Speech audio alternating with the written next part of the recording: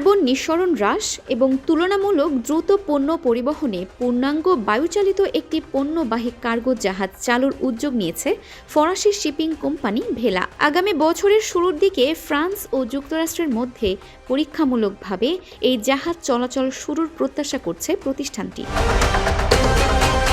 এই অনুযায়ী নতুন নৌযান প্রচলিত জাহাজের তুলনায় প্রায় 96% কম কার্বন নিঃসরণ করবে। একই সঙ্গে দ্রুততম সময়ে গন্তব্যে পণ্য সরবরাহ পৌঁছে দেবে।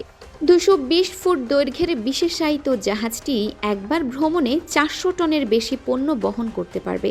আধুনিক কন্টেইনারবাহী জাহাজের সমান গতিতে চলার জন্য এতে 61 মিটার উঁচু পাল বা সেইল ব্যবহার করা হয়েছে। জাহাজের অভ্যন্তরীণ বিদ্যুৎ চাহিদা মেটাতে ব্যবহার হবে সৌর প্যানেল ও হাইড্রো জেনারেটর। এতে করে পরিবেশের কোনো ক্ষতি ছাড়াই পণ্য বহন করা সম্ভব হবে। কোম্পানিটির পক্ষ থেকে জানানো হয়েছে, পরিষেবাটি মূলত ওষুধ ও প্রসাধনীর মতো মূল্যবান পণ্য সরবরাহের জন্য নকশা করা হয়েছে।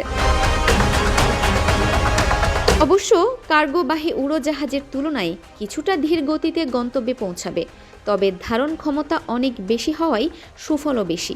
এছাড়া আকাশ পরিবহনে কার্বন নিঃসরণের মাত্রাও বেশি। প্রচলিত কন্টেইনার শিপের তুলনায় জাহাজটি যুক্তরাষ্ট্র ও ফ্রান্সের মধ্যে পণ্য পরিবহনে 2-4 গুণ বেশি গতিতে কাজ করতে সক্ষম হবে, কারণ এটি পথে অন্য কোনো বন্দরে না থেমে সরাসরি গন্তব্যে পৌঁছাবে। পরিবেশ সুরক্ষার পাশাপাশি পালতোলা জাহাজটি সামুদ্রিক প্রাণীর জন্য নিরাপদ বলে জানিয়েছে ভেলা। সাধারণ জাহাজের ইঞ্জিনের শব্দ তিমিসহ অন্যান্য সামুদ্রিক প্রাণীর যোগাযোগের বিঘ্ন ঘটায়, কিন্তু ভেলায় ব্যবহৃত প্রযুক্তিতে পানির নিচে কোনো ধরনের শব্দ দূষণ হবে না। চলতি বছরের শেষের দিকে ফিলিপাইনে পরিবেশ বান্ধব জাহাজটির নির্মাণ শেষ হতে পারে এবং আগামী বছরের জানুয়ারিতে প্রথমবার আটলান্টিক মহাসাগর পাড়ি দেবে। প্রাথমিক পরিকল্পনার সাফল্যের মুখ দেখলে 2028 সালের মধ্যে এমন আরও 5টি জাহাজ সমুদ্রে নামানোর পরিকল্পনা রয়েছে ভেলার।